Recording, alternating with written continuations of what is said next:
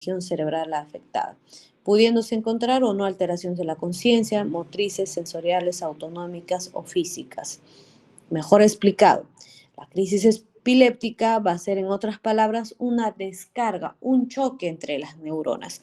Se chocan entre ellas y producen una descarga eléctrica. Esta descarga eléctrica va a generar un potencial de acción. Se van a generar, que se van a activar pues entre ellos canales iónicos donde van a ingresar calcio, sodio, potasio y van a generar todo un potencial de acción. No todas las crisis epilépticas van a ser acompañados, como menciona ahí, van a ser acompañados de pérdida de conciencia o no. Eso va a ser la diferencia en que uno pueda decir, esta es una epilepsia antes llamada parcial y generalizada, o actualmente se ha cambiado el concepto parcial, que se llama ahora focal, con o sin pérdida de la conciencia. Las generalizadas sí todos son pierden la conciencia, ¿ya?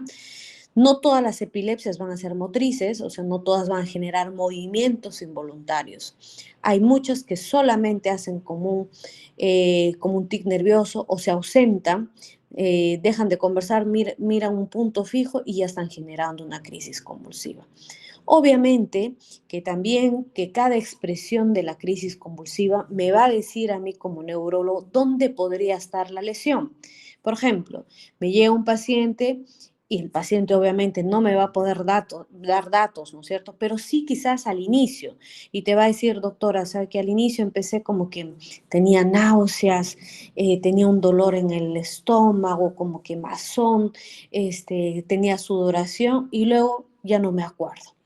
Esa aura o ese antecedente es muy importante porque para mí ese antecedente me dice, esas son sensaciones que es muy característico que se da sobre todo en lesiones temporales, o sea, esas sensaciones como que voy a tener una gastritis, como un ardor estomacal, sudoración, son síntomas que te anticipan que la lesión probablemente esté a nivel temporal. O te dicen, doctora, antes de tener una convulsión, vi borroso, vi lucecitas, entonces mi lesión probablemente está en la región occipital. Otro de los síntomas, ¿no? Síntomas sensoriales, autonómicos, psíquicos, también van a tener los pacientes. Por ejemplo, en la región, si es parietal, el paciente sobre todo, doctora, así como que empecé, como que se me adormeció el brazo y luego ya no me acuerdo. Como sabemos y ya les mencioné que no todos pierden la conciencia, y más adelante les voy a pasar videos en los cuales uno es una crisis tónica generalizada y otro es una crisis parcial para ver la diferencia entre una y otra, perdón, ¿no? Entonces, mucho depende cómo uno pueda preguntar, hacer la anamnesis al paciente para ver cómo es su epilepsia. Y eso es muy importante porque de acuerdo a cómo te digan que ha sido la epilepsia es que uno va a dar tratamiento. O sea, quiero decir en otras palabras que tu tratamiento va a ser para una epilepsia que fue solamente focal o por una epilepsia que es generalizada. Entonces, hay medicamentos que actúan muy bien para las crisis parciales, hay medicamentos que actúan para crisis generalizadas, ¿no? Entonces, por eso es que es importante preguntar si el paciente no se acuerda, porque obviamente, como les dije, hay pacientes que pierden la conciencia. Entonces, en los que no se acuerdan, tienes que preguntar al familiar o a la persona que la ha visto, ¿qué te ha contado tu amigo o qué te ha contado tu mamá o tu papá? ¿Qué movimientos haces? Eso es importante porque si te dice, sí, yo, doctora, empecé primero, ¿no? Con síntomas incluso de hociqueo, mueven los dientes como si quisieran comer, por ejemplo, ese es un síntoma también de la región frontal, o sea, son síntomas motores.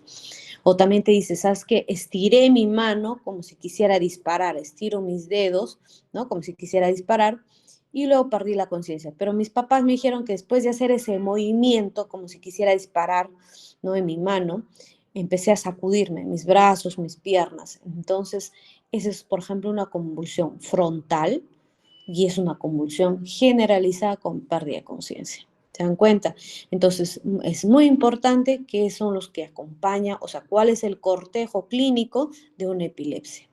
Los pacientes también te van a decir, o probablemente usted le pregunte, ¿te orinaste? ¿Relajaste esfínteres? Bueno, el relajar esfínteres no cambia una convulsión. Por ejemplo, yo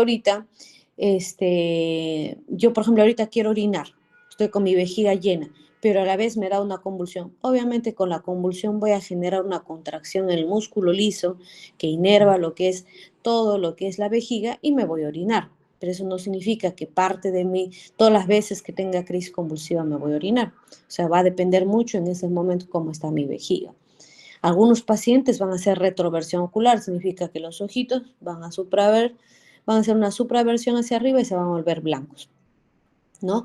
Hay muchos pacientes también que van a morderse, van a botar saliva, van a hacer como un ronquido, ¿no? Y ahí hay que tener mucho cuidado. Cuando pase eso, la una indicación a los pacientes, señoras, si el paciente vuelve a convulsionar, usted gire su cabeza, ya sea derecha o izquierda, y deje que solito se le pase. No ponga ningún trapo en la boca, no ponga un metal, por muchas veces ponían antes pues madera o ponían un trapo para que no se muera. Es peor.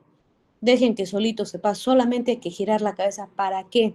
Para evitar que se aspire nuestro paciente, porque al generar hipersalivación durante una convulsión, un ronquido, se aspiran con esa misma saliva y va hacia la tráquea y se pueden ahogar o generar una neumonía aspirativa. Entonces, solamente hacer eso. Posterior, señora, pasa eso, usted obviamente tiene que agarrar la cabeza para evitar que se golpee la cabeza. Sostiene la cabeza, gira hacia un costado, espera que pase el movimiento y luego lo lleva a su cama, pero no echado así, no plano, sino tiene que ser por lo menos a 30 o 40 grados, porque si también la acuesto de frente, nuevamente se me puede aspirar, ¿no? Y que entre bastante ventilación. Obviamente en el hospital, si les da eso, pónganle una cánula binasal, les va a ayudar bastante, porque este es un problema también de oxigenación. Entonces, la cánula binasal con 2 litros quizás de oxígeno es más que suficiente para que lo pase a nuestro paciente. Obviamente, si está en el hospital, ¿qué es lo que hacen? Tienen que aplicar diazepam, porque eso es cuando tienes una crisis evidente en el momento, el diazepam te ayuda tiene un mecanismo de acción muy rápido y que nos ayudaría a controlar las crisis convulsivas. Siguiente, por favor. Entonces, sí, hablando un poco más allá de los medicamentos anticonvulsivantes, también como los conocidos como antiepilépticos, incluso en el ILAE del año pasado ya cambió el concepto, ya no se llaman medicamentos antiepilépticos, sino se llaman MACs. En sigla, significa medicamentos anticrisis. Ese es actualmente el concepto que se está usando. Entonces, estos MACs o medicamentos anticrisis nos ayudan pues a prevenir o disminuir la frecuencia y la severidad de la crisis epiléptica. Lamentablemente hasta ahora lo que se ha podido es controlar la crisis, evitar que tenga muchas crisis nuestro paciente, pero aún no tenemos medicamentos que modifiquen la enfermedad. Solamente, como quien dice, en otras palabras, estamos dando sintomáticos. Significa para prevenir y evitar las crisis, pero más no hasta ahora existe un medicamento que diga ya, vamos a modificar la enfermedad. No existe. Ahora, ¿cuál es lo ideal cuando uno empieza a monitorear a un paciente con epilepsia? Es ver qué rango para este paciente es el más adecuado. Muchos de los medicamentos de primera línea generalmente se utilizaban pues a kilo por peso, incluso tenías que titular, tenías que citarlo constantemente a tu paciente para ver ya subió, ya bajó de peso, te tienen que aumentar la dosis. Los medicamentos ahora de segunda línea por lo general no necesitan titulación. Se puede aumentar progresivamente, sí, pero no tanto como que las anteriores, ¿no? Son dosis casi únicas, incluso la última que ha salido, la que les menciono, que aún todavía no llega acá a Perú, va a ser dosis única. ¿Por qué? Porque sabemos que son medicamentos anticrisis que van a tomar por mucho tiempo y a quien no le cansa tomar medicamentos pues todos los días, ¿no? Entonces, aparte se olvida, una de las condiciones por la cual un paciente viene a emergencia, que ya sabemos que sufre de epilepsia, es que se olvidó de tomar su pastilla. A entrar a la emergencia, unos dicen, uy, pobrecito, ¿qué estará pasando? No, no, simplemente la pregunta cuando entra el paciente con epilepsia de cajón tiene que preguntar, señora, ¿toma su pastilla? Ay, no, me olvidé. No, como ya no convulsiono, ya no estoy tomando, ya no he tomado hace una semana, no, ya no tomo hace 2 semanas. El medicamento en sangre, si yo, por ejemplo, hoy dejo de tomar, me protege todavía por una semana. Pasada la semana ya no tienes el medicamento en sangre y puedes estar proclive a convulsionar. El problema es de abandonar así bruscamente un medicamento anticonvulsivante, es que entres en crisis epilépticas que incluso puede llegar a un estatus. ¿Ya? Entonces, ahora, ¿cada paciente es individual? Por supuesto que sí. Yo no soy igual que Pedro, yo no soy igual que Juan. No, definitivamente cada paciente es muy personalizado para recibir su tratamiento. Tengo que ver, este paciente sufre del hígado, no puedo usar tal medicamento. Este paciente está gestando, no puedo usar tal medicamento. Entonces, cada paciente es personalizado. Ya, y este paciente es una crisis focal, el otro es generalizado. No, a este tengo que darle esto, a este tengo que darle lo otro. O sea, no es dar por dar. O sea, no es que llega epilepsia, ya, dale por ahí su carbamazepina, no, dale su valproato. No, tienes que hacer un buen estudio de qué medicamento actuaría mejor en tu paciente. ¿Ya? Listo, siguiente, por favor. El 70% de las crisis epilépticas son de causa desconocida, pero la mayoría de las causas identificadas, sobre todo las que son de origen secundario, son, por ejemplo, por alguna lesión cerebral vascular. Por ejemplo, tenemos pacientes que han tenido infarto cerebral. Los infartos cerebrales, ya sean hemorrágicos o isquémicos, dejan una cicatriz cerebral. Y si esa cicatriz es cortical, con el tiempo esa cicatriz me va a producir convulsiones. Entonces, un paciente que ha tenido infarto cerebral después de 5 o 6 años corre el riesgo de producir epilepsia. No todos, pero hay un gran grupo que lo puede sufrir. Los traumatismos encefálicos, sí, porque al generar un traumatismo produce sangrado cerebral. La sangre en el cerebro es irritativa. Al ser irritativa la sangre, produce también descargas eléctricas como son las convulsiones. Los tumores, sí, por un efecto de masa, por una destrucción neuronal. Los tumores tienden a hacer mucho efecto de edema cerebral. El edema cerebral es un componente primario en la cual va a producir también lesión neuronal, por lo tanto descarga eléctrica, epilepsia. Las enfermedades neurodegenerativas, la gran mayoría también produce eso, ¿no? Ahora, el 30% de los casos se autolimita. Hemos tenido muchos pacientes que incluso el año pasado comentaron en el ILAI que pacientes tratados, por ejemplo, en 5 años, por ejemplo, hoy día yo convulsiono o tengo 2 convulsiones, porque para decir también epilepsia tienes que tener mínimo 2 crisis y separados más de 24 horas. Porque yo puedo tener una crisis única y todos podemos tener una crisis única y puede ser normal. Pero si tú convulsionas 2 veces, ya no es crisis única y es epilepsia. O si yo tengo una crisis única, pero mi mamá sufrió de epilepsia, dale por hecho, tienes que tomar tratamiento anticonvulsivante. Eso sí. O sea, si hay un componente genético, también. O si tengo una sola crisis, pero me hace mi resonancia o mi electroencefalograma y sale anormal, paciente que tiene que tomar tratamiento anticonvulsivante. Pero ¿qué se ha visto? Sobre todo en pacientes jóvenes, que se les detecta pues crisis convulsiva, que le hace su resonancia normal y su electropatológico, le das tratamiento por 5 años y el paciente en esos 5 años no convulsiona, tranquilamente lo puedes dar de alta. Esas son las epilepsias que son autolimitadas, pero eso tenemos en un 30%. El 50% también de la terapia, de los tratamientos, responde a un fármaco, pero hay también otro porcentaje que van a responder a la combinación. Por lo general, lo que se ha visto es que es mejor usar un solo medicamento, lo ideal. Nunca se desespere. Te va a llegar de repente la mamá a la semana. Doctora, pero usted me ha dado la pastilla y sigue convulsionando. Señora, tiene que esperar que el medicamento tiene un tiempo de vida. Recién va a actuar a la semana y hay que ir titulando. Tenga paciencia, porque no va a ser que a la semana usted venga, no, sí hay que aumentarle. Dale 3, dale 4. No, nunca den dosis altas y dosis de golpe. De a poquitos y vamos evaluando al paciente, ¿no? Por eso es medicamento, los medicamentos anticonvulsivantes son monitorizados, perdón. Por eso es que esa es la primera lámina que puse. Tienen que monitorizar a todos los pacientes con epilepsia. Nunca dejarse en el aire y decir, ya, inicias tratamiento, vienes en 4 meses o vienes en 6 meses. Eso no es monitorizar a un paciente y no es dar un buen control para la crisis convulsiva. Y el monitoreo en exámenes no es todos los meses, ya vamos a hacer tu resonancia. No, la resonancia es para diagnóstico, pero el que te sigue o el monitoreo para ver cómo vas son los electroencefalogramas. Ahora, hay electroencefalogramas y electros. Los electroencefalogramas para un paciente que convulsiona, mínimo tiene que ser 1 hora. Son los electros prolongados, nunca se pide un electro convencional, uno que le hacen 10 a 15 minutos. No, tiene que ser mínimo 1 hora.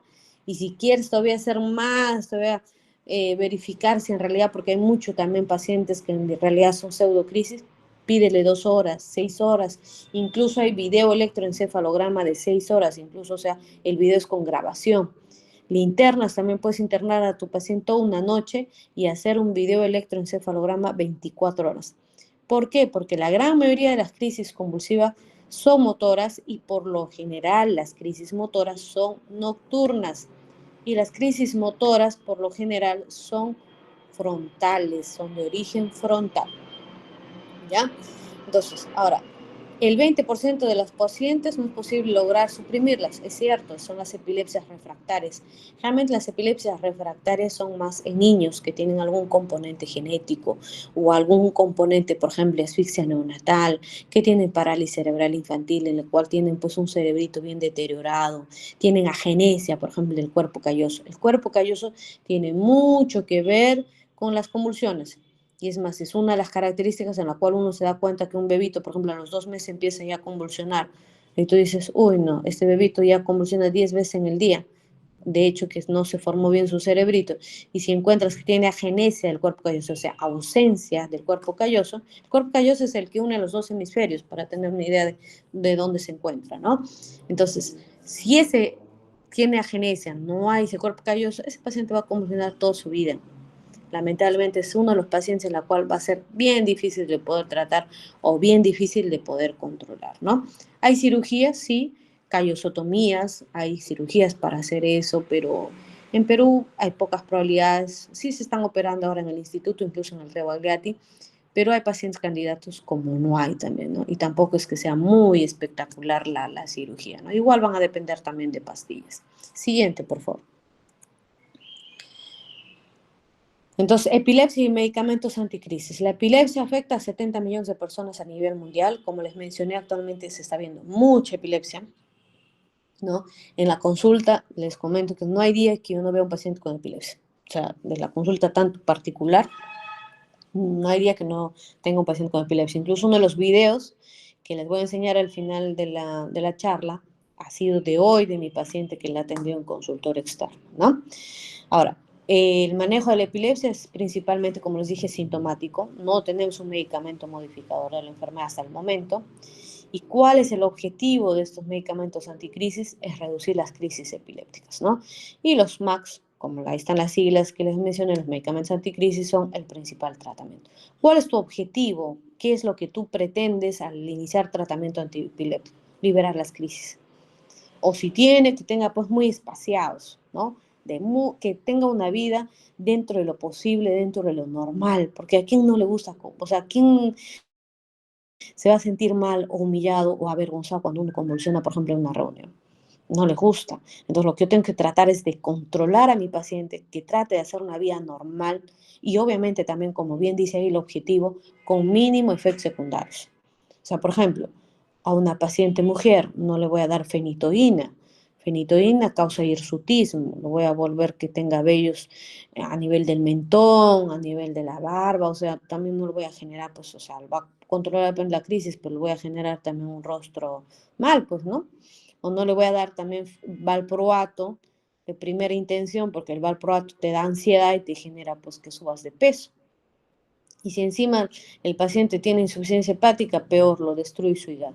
Entonces, paciente que necesita diferente tratamiento, ¿no? Entonces, lo ideal, el objetivo es liberar crisis con mínimo efectos adversos. Siguiente. Entonces, ¿qué es lo que se ha visto para poder entender en cuanto a los tratamientos? No solamente saber la fisiopatología, que ya les mencioné que es un trastorno de la activación de los potenciales de acción, donde intervienen canales iónicos, sodio, potasio, y se libera el potencial de acción y se genera la descarga neuronal. También tiene mucho que ver ciertos neurotransmisores y es muy importante entender en esta balanza y colocar glutamato y GABA. Para nosotros, en un paciente con epilepsia, lo que tengo que hacer es mi objetivo, disminuir glutamato y aumentar GABA. Sabemos que el glutamato, ¿qué es? Un neurotransmisor excitatorio. Por lo tanto, al ser excitatorio, me produce más potencial de acción y me produce mayor descarga. Voy a convulsionar. Entonces, mi objetivo es tratar de inhibir a este neurotransmisor para inhibir las convulsiones. ¿Y qué es lo que tengo que hacer? aumentar mi neurotransmisor inhibitorio por excelencia, el GABA, por sus siglas en inglés, gamma-aminobutírico, no es un ácido gamma-aminobutírico. Entonces, estos mecanismos neuroquímicos, anatómicos, electrofisiológicos, tengo que yo tener presente para poder dar tratamiento y entender la fisiopatología de la epilepsia. Siguiente. Entonces, la epilepsia, como les dije, hasta ahora no hay una causa conocida, por eso es que quizás hasta ahora no podemos encontrar un medicamento en la cual te diga cero crisis, que es lo ideal. Que se ha conseguido con algunos medicamentos, sí, pero no al 100% en todos, pues, ¿no? Y eso es porque no sabemos exactamente por qué se produce esta descarga. Sabemos que hay una lesión cerebral estructural que produce que las descargas se produzcan, pero muy, muy conocido que digamos, todavía no hay una fisiopatología conocida, por eso es que hasta ahora se pone desconocida. Pero ¿qué es lo que se ha visto? ¿Qué se forma en lo primero? Es la capacidad de las neuronas, el primer mecanismo, la capacidad de las neuronas de juntarse entre ellas y formar una descarga eléctrica, eso lo estamos mencionando. ¿Qué otra pasa en la fisiopatología? Segundo, no solamente se trata de que produzca unas cargas, sino también que esa descarga se propague por el cerebro y me produzca una convulsión. Entonces, la capacidad de amplificar esta señal de descarga eléctrica es por parte del sistema llamado excitatorio glutamatérgico. ¿Qué pasa? Cuando se produce la descarga eléctrica, ¡pam!, se dispara el glutamato por los receptores de N-acetilmetildeaspartato. Ahora, esos receptores de N-metilaspartato generan pues la inhibición de GABA, o sea, te van a bajar GABA y te va a aumentar glutamato. Entonces ahí te genera pues el inicio de la descarga y la expansión de lo que es esta descarga y te produce la convulsión. ¿Se dan cuenta? Entonces, eso es la fisiopatología de la epilepsia. Entonces, mi objetivo es bajar el glutamato y aumentar el GABA. ¿Ya? Siguiente, por favor. Entonces, los tipos de crisis, como les mencioné, actualmente ya cambió el concepto y ya no se habla de crisis parcial, sino se habla focal. Focal significa que la lesión tú lo puedes identificar, está en un área focal. Por ejemplo, me dicen, sí, está el área frontal, el área 44 de Brodmann. Ah, ya, es una epilepsia focal. Generalizada significa que es más amplificado, que la lesión o la expansión de la crisis convulsiva es en áreas mucho más generalizadas. Y hay un grupo que antes se decía criptogénicas, que actualmente se conoce como desconocidas. Ahora, ¿cómo es el tipo de epilepsia? También focal, generalizada. Hay combinaciones. Sí, por ejemplo, un paciente empieza, por ejemplo, a temblar su mano, a hacer movimientos de sacudida en mano, luego pasa a la pierna, el paciente ya está consciente, te dice, doctora, no, ya me va a dar, y en eso pierde la conciencia y vuelve generalizada. Y se pasa al otro lado del hemicuerpo y se sacude todo. Entonces, hay crisis, tipos de epilepsia focal, generalizada y la combinada, que va focal más generalizada. Y las desconocidas, que no se sabe, pues también el tipo de epilepsia que les puede dar, ¿no? Y de ahí se forman los síndromes epilépticos. Por ejemplo, tenemos el síndrome de Lennox-Gastaut, el síndrome de West, el síndrome de Dravet, que son patologías generalmente infantiles, ¿no? Hay comorbilidades, como vemos ahí, sí, que tengan familiares que tengan pues epilepsia, ¿no? Que tenga yo un antecedente de que tenía un infarto cerebral, que tenga un antecedente que tenga un traumatismo cerebral, eso me condiciona para que yo más adelante pueda hacer pues epilepsia. En cuanto a la etiología estructural, significa por algún daño estructural a la anatomía del cerebro, genética, que hablamos, infecciosas, cuántos pacientes con toxoplasma, criptococosis, que generan lesión cerebral, sobre todo cortical, te van a convulsionar. Metabólica, la cabeza, diabetes mellitus. Sabemos que cuando la glucosa baja mucho, te da hipoglicemia, ¿qué pasa con el paciente? Convulsiona. De causa inmunológica, tenemos la esclerosis múltiple. Y de causa desconocida, no sabemos por qué también hay pacientes, hay un gran grupo de pacientes que no sabemos por qué se producen las crisis convulsivas.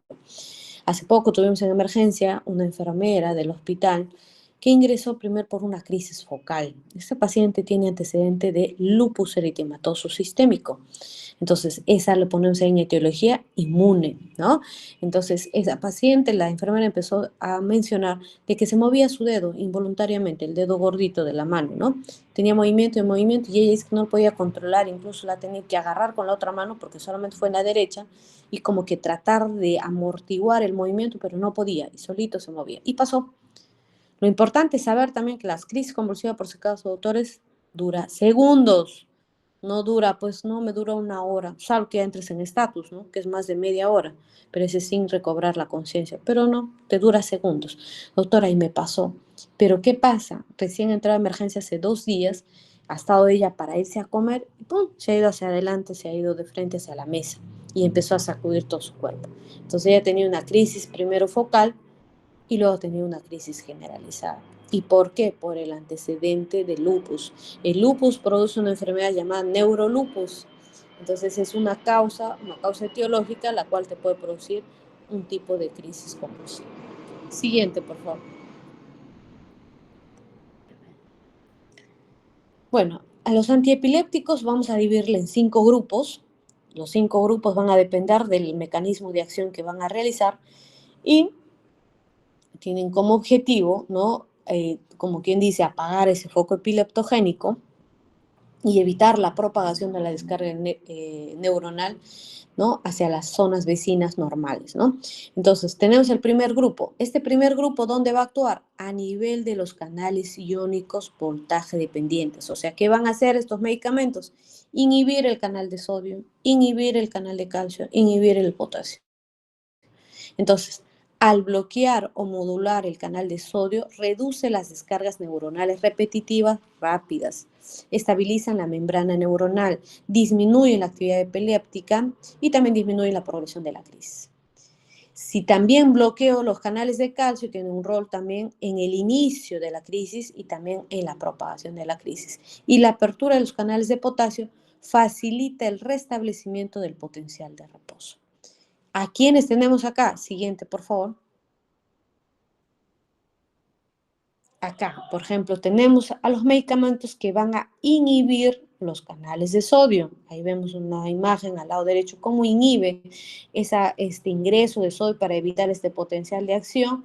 ¿Quiénes son los medicamentos que van a actuar a nivel de los canales de sodio? Tienes la carbamazepina, fenitoína, valproato, benzodiazepina, fenorital y primidona que no tenemos en lo que es el Perú, ¿no?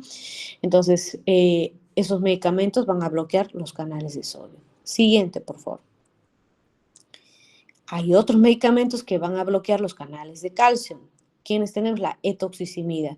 Esa etosuximida es un buen medicamento, lamentablemente no lo tenemos en Perú, sobre todo se utiliza mucho en crisis, básicamente crisis generalizadas de tipo ausencia.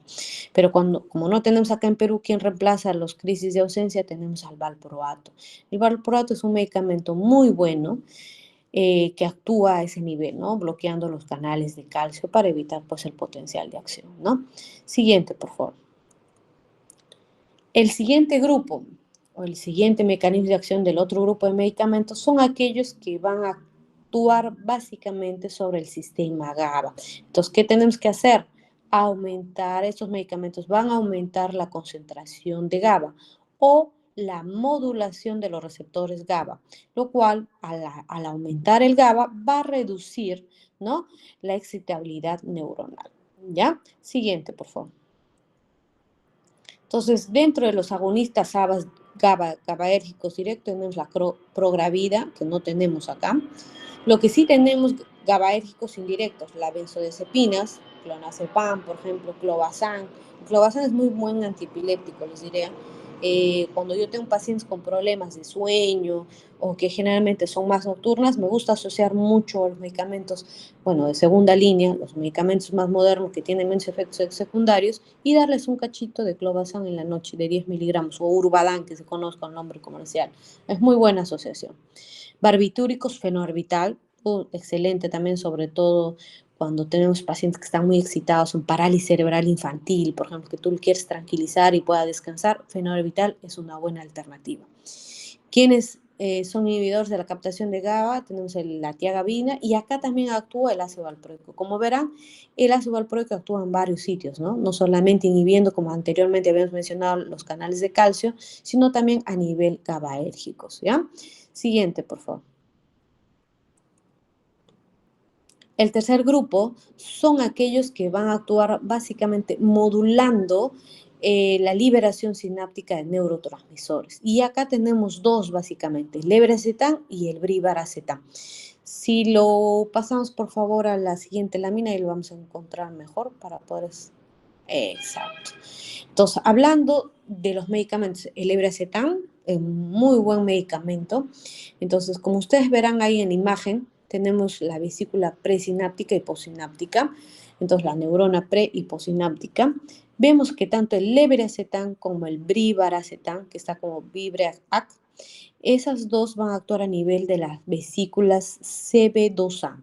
¿Qué contienen las vesículas CB2A en su interior? Contienen glutamato. Entonces, estas dos moléculas actúan al mismo nivel. ¿Qué hacen? Bloquean a esta molécula SB2A, entonces inhiben la liberación de glutamato. Entonces, al inhibir la liberación de glutamato, vamos a inhibir la propagación de la excitabilidad neuronal. ¿Ya? Entonces, eso es el mecanismo de acción de lebracetán y brivaracetán. Siguiente, por favor. Pero, ¿cuál es la diferencia entre una y la otra? Brivaracetán, que es la que salió el 2019, más actual, es que el Brivaxon se une, tiene mayor afinidad por esta molécula SB2A. Por lo tanto, su efecto es mucho mejor que el lebracetán. Otro también de por qué se está usando más Brivaxon en pacientes es porque el lebracetán, por ejemplo, lo que se ha visto es que si tú tienes un problema de conducta, porque hay muchos pacientes que tienen también intento de suicidio, se quieren matar o son deprimidos, no le des lebracetán. En ellos es mejor utilizar brivaracetán. Eso es uno de los efectos secundarios que tiene el lebracetán. Más bien, les puede hacer al paciente que si quieren matar, se mate. O sea, tiene ese efecto. Entonces, mejor en ellos usar brivaracetán, ¿ya? Entonces, su mecanismo anticonvulsivante es a través de esta vesícula CB2A. Siguiente, por favor.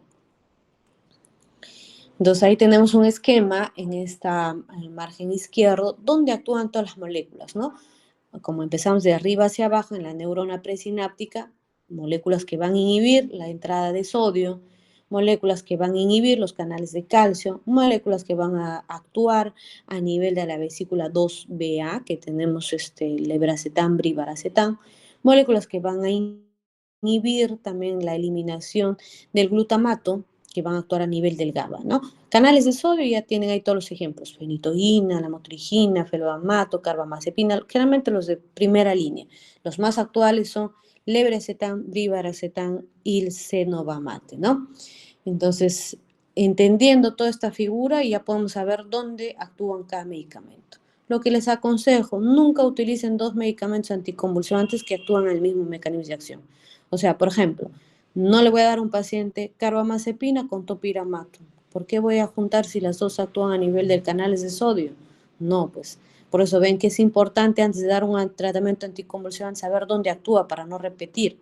En tal caso, por ejemplo, si quiero juntar brivaracetán, ya lo daré pues con un canal de sodio, ¿no? Por ejemplo, con una lacosamida, ¿no? Es una opción si quiero combinar con otro medicamento. O sea, tengo que, al combinar, al hacer ya terapia combinada, tengo que usar de diferente mecanismo de acción, ¿ya? O si, por ejemplo, tengo un medicamento que actúa a nivel de canales de sodio, pruebo con otro, ya pues que actúe de repente al nivel de los canales de calcio. O pruebo otro que actúa a nivel de los canales AMPA, ¿no? O canales de calcio. Entonces, tengo que ir rotando para ver cuál de los mecanismos de acción para cada paciente actúa mejor, ¿ya? Siguiente, por favor. El cuarto grupo de tratamientos antiepilépticos tenemos aquellos que actúan a nivel de los receptores AMPA. Ya todos los receptores tienen que ver con el ingreso de glutamato.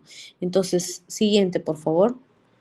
Acá tenemos básicamente a dos, el felbamato y el topiramato, ¿no? Esos medicamentos que van a hacer, van a disminuir la síntesis del ácido glutámico, van a inhibir la liberación también de este neurotransmisor, del glutamato, van a aumentar más bien la recaptación del GABA, ¿no? Entonces van a hacer esa inversión para que pueda uno controlar las crisis, ¿no? Siguiente, y el siguiente grupo, el quinto grupo, es la estimulación de la transmisión, aquellos que actúan a nivel de la estimulación de la transmisión serotoninérgica. Estos medicamentos son dos nuevos fármacos que han desarrollado sobre todo en pacientes con epilepsia refractaria. Bueno, en Perú no tenemos la fenfluramida, que aumenta la secreción de serotonina, por lo tanto, e inhibe también su recaptación, por lo tanto, inhibe también la excitabilidad neuronal, por lo tanto, inhibe las crisis. Y la pregunta de repente ustedes dicen, ¿dónde está el CBD o la marihuana? Pues acá está. El CBD o los cannabidol, que se le conocen nosotros, actúa a este nivel. Aún no se sabe muy bien cuál es su mecanismo de acción, pero se tiene conocimiento que actuaría a este nivel, ¿no? Estimulando la transmisión serotoninérgica, ¿no? Por eso es que el cannabis, como normalmente lo conocemos, actuaría en estos síndromes, sobre todo de Dravet, de Lennox-Gastaut. Pero no es que sea un medicamento de primera línea o de primera opción, ¿no? Y es más, lo que se ha visto es que se le puede dar combinado, ¿no? Con otro medicamento, pero particularmente a mí no me gusta usar. ¿Por qué? Porque no manejo a niños. Yo soy neuróloga de adultos. Generalmente el cannabis se puede utilizar en niños. Lo que sí se ha visto el cannabis, lo que se ha visto más su acción o su mecanismo de acción es para el dolor, ¿no? Porque te da el efecto sedante. Igual es actual como un opioide, ¿no? Te seda, ¿no? Es un alucinógeno, entonces que ceda el dolor. Pero en epilepsia particularmente no lo usa. He tenido muchos pacientes que han venido a la emergencia, personal adulto, que han dejado de tomar su tratamiento, por ejemplo, el brivaracetam o lebracetán, y que han estado tomando solamente cannabis. Y sabe Dios de dónde la han comprado, porque también hay cannabis y cannabis. El cannabis, el cannabidiol, tiene más de 300 moléculas, o sea, la misma planta tiene más de 300 moléculas de componente. Y si, por ejemplo, tienes un laboratorio que no es en realidad un laboratorio reconocido, que no tiene registro sanitario, te va a vender la marihuana tal cual, más bien te va a causar toxicidad y no te va a generar pues, un mecanismo de acción adecuado. De los 300 sustancias que contienen los componentes de esta hoja de marihuana, en realidad el CBD, que es una molécula que está dentro del cannabis, es la única que está aprobada para producir o disminuir esta acción serotoninérgica en epilepsia. Entonces, si tú tienes un laboratorio que no va a separar esas moléculas y no lo va a preparar bien, olvídate, no te va a cubrir en nada y en realidad esto es un engaño, ¿no? O sea, si vamos a usar anticonvulsivante el cannabis, tienes que saber de dónde lo vas a comprar, porque en el hospital, hasta en la puerta del hospital a veces venden a 5 soles. Entonces sabrán la dudosa procedencia que tiene ese medicamento y en realidad no te va a hacer nada. Y vas a seguir convulsionando y vas a llegar a la emergencia con crisis epiléptica. ¿Ya? Siguiente, por favor.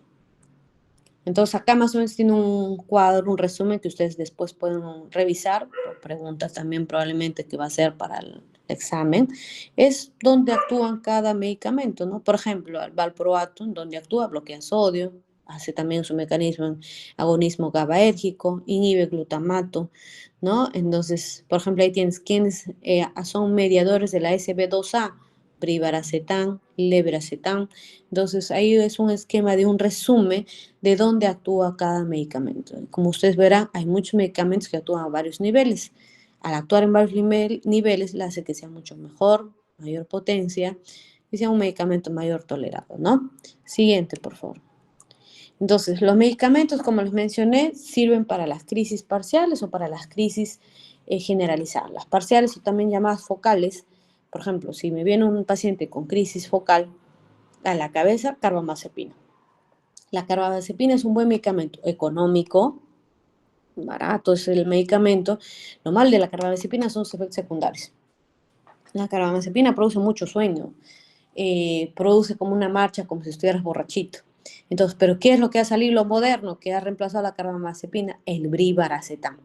El brivaracetam es un buen medicamento para las crisis focales, doctores. Es un buen medicamento. Incluso en insuficiencia hepática, insuficiencia renal, incluso se está haciendo actualmente estudios en gestante, es muy bueno. Medicamentos para gestantes, carbamazepina y brivaracetam es lo que se está usando. Los dos van muy bien en pacientes gestantes. O sea, brivaracetam, carbamazepina en crisis focales y en gestantes. Quizás también lo podemos usar los siguientes que están ahí, oscaramazepina, fenitoína, topiramato, pero como les dije, en crisis focales, acuérdense de dos moléculas, carbamazepina y brivaracetam. Siguiente, por favor. Entonces, ahí está. Más simple no puede estar. Crisis parciales o también llamadas crisis focales, brivaracetam, carbamazepina. Siguiente, por favor. Lo ideal siempre, como les mencioné al inicio de la charla, simplificar el tratamiento hace que tú tengas menos efectos adversos y lo mejor siempre, usar monoterapia. Y siempre hay que usar gradualmente los medicamentos. Y si vas a retirar, tienes que ir retirando gradualmente para iniciar con otro. Por ejemplo, me llegó hoy día a la consulta y me dice, doctora, no me ir bien con el valproato y ya estamos probando dosis alta. No se preocupe, señora, vamos a cambiarle el medicamento. Le voy a cambiar la carbamazepina y le voy a instalar el brivaracetam. Pero no lo voy a decir, ya, dejas hoy día de tomar la carbamazepina, mañana inicias con el brivaracetam. Lo vas a desencadenar una convulsión. Porque, ¿qué les mencioné? Que el medicamento actúa o se impregna en la sangre a la semana. Entonces, si yo le quito ahorita la carbamazepina de golpe y encima le voy a iniciar un nuevo medicamento, le voy a desencadenar una convulsión. Entonces, tienes que ir bajando progresivamente. Por ejemplo, si está con valproato 2 veces al día y quieres ingresar brivaracetam, das valproato y brivaracetam, las dos juntas a la misma dosis, mañana y noche. Le das una semana, la siguiente semana bajas el valproato, sigues igual con brivaracetam mañana y noche. La siguiente semana recién suspendes el valproato y solamente quedas con brivaracetam. O sea, la retirada de los medicamentos antiepilépticos o anticrisis que se llama actualmente es gradual, ¿ya? Listo, siguiente, por favor. Crisis de ausencia, el mejor medicamento, etoxucimida. Lamentablemente no hay en Perú. ¿Cuál es tu alternativa? Valproato de sodio. Es así a la cabeza, valproato de sodio. El valproato, las crisis de ausencia es considerada crisis generalizada. Las crisis de ausencia sobre todo se dan en la edad de niños o a lo mucho en adolescentes. Generalmente gente adulta ya no presentan crisis de ausencia, ¿ya? Siguiente, por favor. Entonces ahí tienen un resumen, crisis generalizadas, todos los medicamentos que tienen a la lista, fenolvital, fenitoína, gabapentina, topiramato, lamotrigina, lebraceta. Y en estado epiléptico, si nos viene un paciente convulsionando y no le pasa la emergencia, utilizas fenitoína y diazepam. Fenitoína es una carga, se llama, en estatus epiléptico se hace una epaminización o también llamado la fenitoína, la ingresas en un cloruro, en 100 de cloruro, le ingresas 10 ampollitas y le pasas en 1 hora, le pasa. No te pasa con fenitoína, utilizas también ahí infusión de diazepam. ¿Cómo se hace la infusión de diazepam? En una dextrosa, como viene de litro, le quitas la mitad, te quedas con 500 de dextrosa, le pones 5 ampollas de diazepam y lo inyectas bien endovenosa, que pase lento, diluido, y le va a pasar el estado epiléptico. Si ya no le pasa, ya le pasas a UCI para que la intuben al paciente, porque ya diste 2 medicamentos antiepilépticos que utilizas para lo que es una crisis durante la emergencia, ¿ya? Siguiente, por favor. Entonces, acá para mencionarles el nuevo medicamento que va a venir a Perú es el cenobamate, ¿ya? Es una molécula en realidad con un mecanismo dual que va a actuar sobre todo en los canales gamma-aminobutírico, en GABA, ¿no? El cenobamate también ha tratado de inactivar los canales de sodio, inhibe también las corrientes de sodio, por lo tanto su mecanismo de acción es dual, tanto en GABA como en sodio. Es un medicamento que se utiliza mucho en crisis focal, incluso en combinaciones de focal con generalizada, ¿no? Generalmente se ha usado mucho en pacientes que ya ves que no va bien con 2 o 3 anticonvulsivantes, es una alternativa al cenobamate. Siguiente, por favor.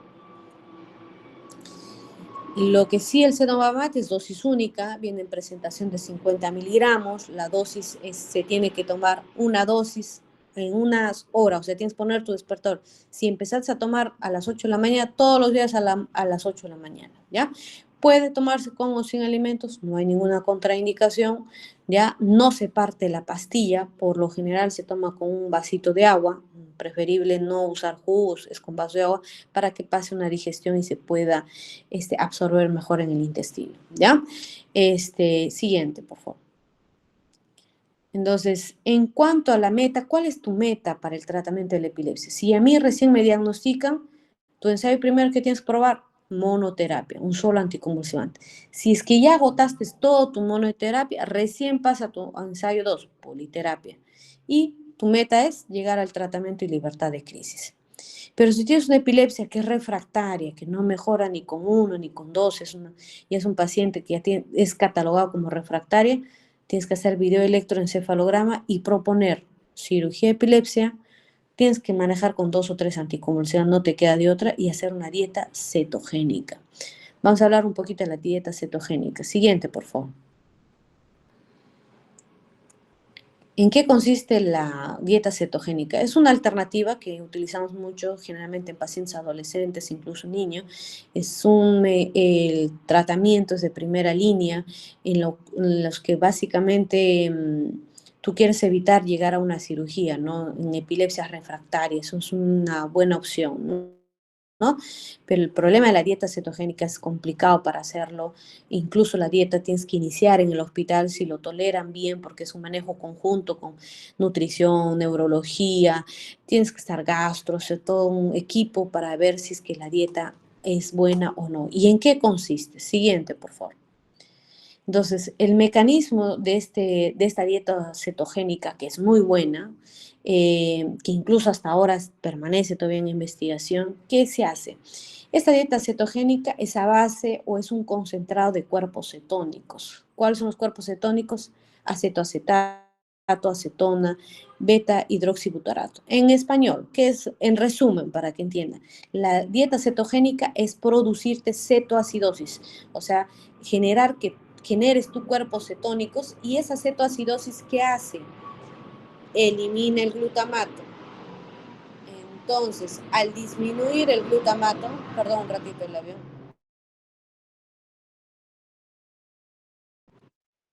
Entonces, esta dieta lo que propone es tener cetoacidosis, y la cetoacidosis va a eliminar el glutamato.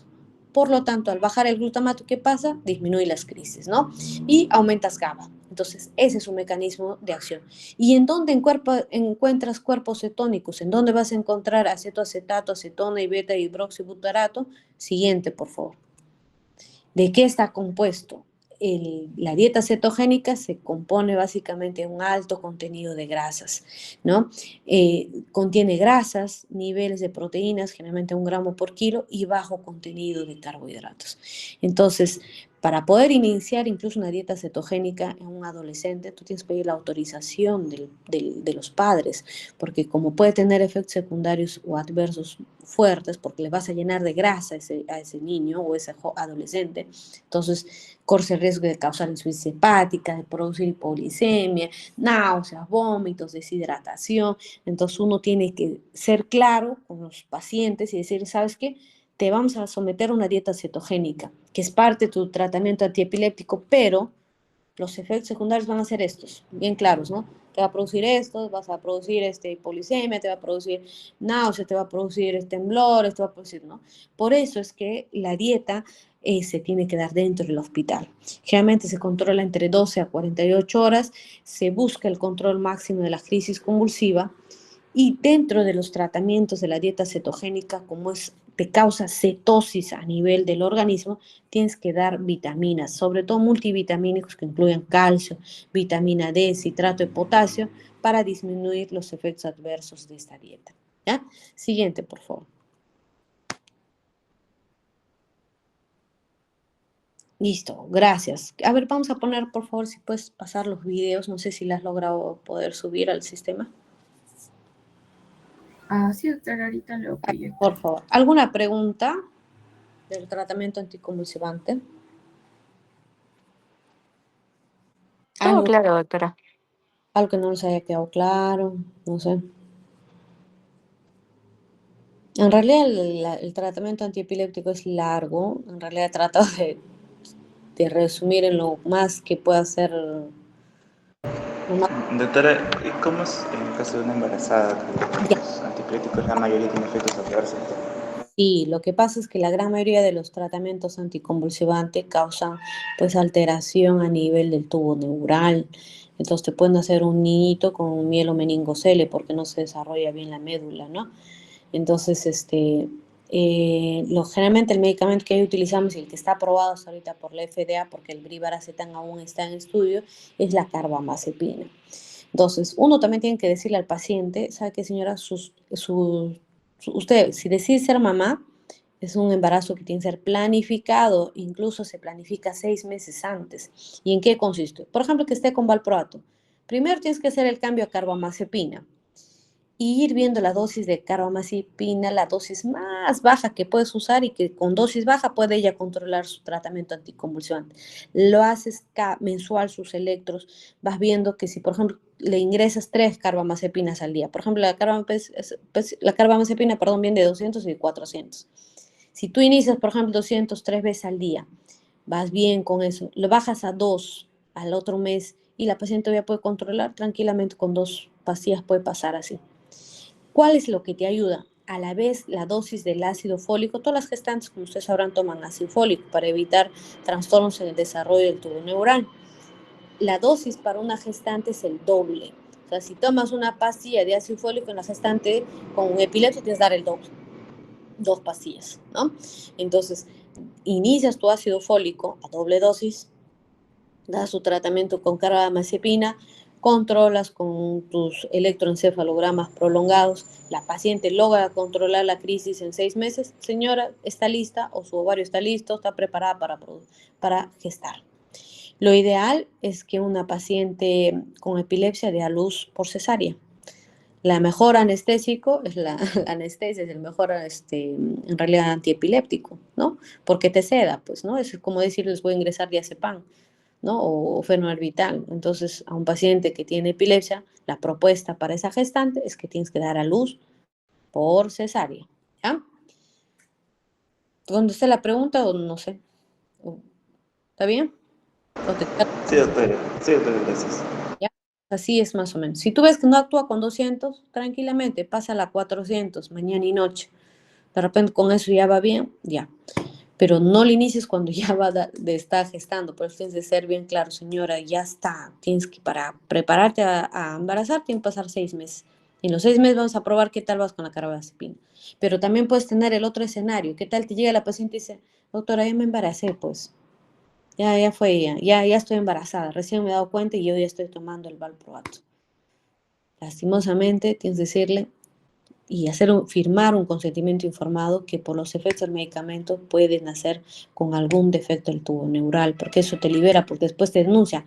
No, la doctora Ibáñez no me avisó, no me dijo, y yo ya salí embarazada y mi hijito nací con esta malformación. Señora, se le dijo a usted que no se embarace cuando tome este medicamento. Se le dijo a usted que tenía que estar preparada para dar a luz, para gestar con un medicamento adecuado.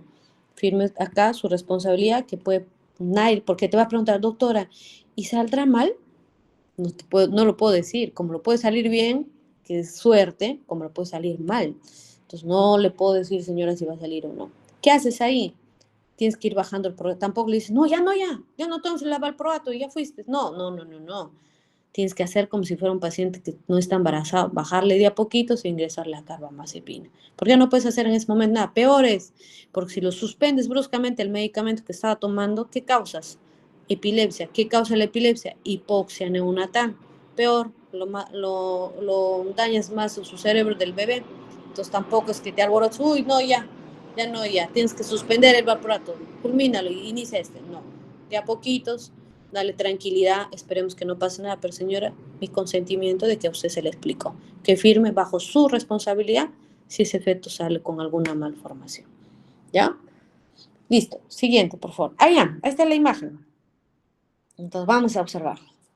Es una paciente joven, tiene 33 años, ingresa, pues está en consultorio, miren los gestos que hace, miren el hociqueo que hace en la boca, los movimientos de parpadeo en los ojos, ¿no?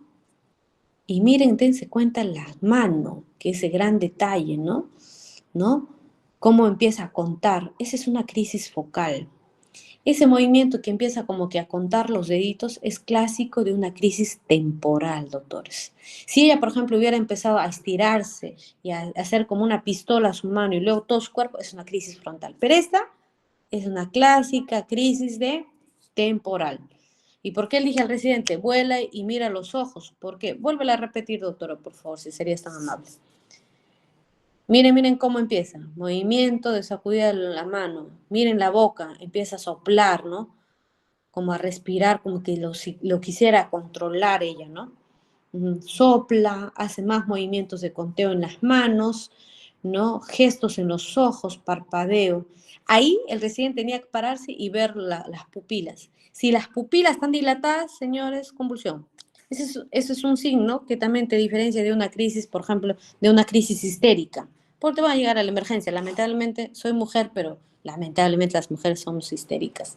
Entonces, hay muchas pacientes que llegan a la emergencia, mujeres, y te dicen, sí, está convulsionando, pero le abres los párpados, no, pues no hay midriasis.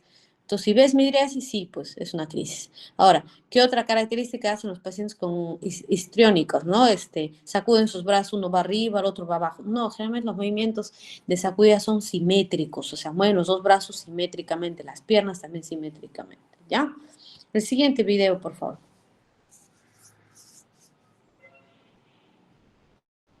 Esa es la paciente que hoy día me ha llegado. Y ella pidió los videos de las cámaras del centro comercial donde estaba comprando. Miren, ella ya empieza a sudar, a cogerse la cara. Miren ese gesto que hace. ¡Pum! Crisis tónica y se va al piso. Vuélvela a colocar, por favor, para ver otra vez. Miren, ahí como que se siente ella ya mareada, se toca la cara, se apoya en el mostrador de la tienda, ya sabe que algo le va a pasar, miren, y hace un giro, quiere avanzar, pero ya no puede, le vence su cuerpo hacia atrás y cae. Esa es una crisis tónica, esa es una crisis generalizada, porque ahí ella pierde totalmente la conciencia y es una crisis generalizada, ¿no? Listo, ¿alguna pregunta? Esos son los dos videos que les trae para que diferencien. Uno es la crisis focal, sin pérdida de conciencia, porque la señora está consciente, y esta es una crisis generalizada con pérdida de conciencia. ¿Ya? ¿Listo? ¿Alguna pregunta, doctores? Doctora, en el primer caso, ¿la paciente avisó que iba a tener una crisis? No. ¿Sabes por qué nos dimos cuenta? Porque yo vi que empezó a mirar fijamente y luego empezó a cerrar los ojos y empezó a tomar aire, como diciendo, o sea, ya me va a pasar. O sea, ella lo quería controlar, pero ya no pudo, pues, ¿no? Ya no pudo, ya. Pero ella estaba consciente. Soplaba, nosotros más bien le dábamos ánimos, tranquila, ya te va a pasar, y por eso es que ella tomaba aire para que lo pase. Pero ella estaba consciente, es una crisis focal, ¿no? Y como te digo, es alta la probabilidad que esa crisis sea temporal, porque ella empezó sudando, una sudoración, como que se movía los labios, sacudía los ojos y los movimientos de contar monedas. Si, por ejemplo, estira su mano en puño, ese es frontal, pero si es más fineza, así como que cuenta los dedos como la señorita que está haciendo ella, es temporal, es una lesión temporal, ¿ya? ¿Alguna otra pregunta?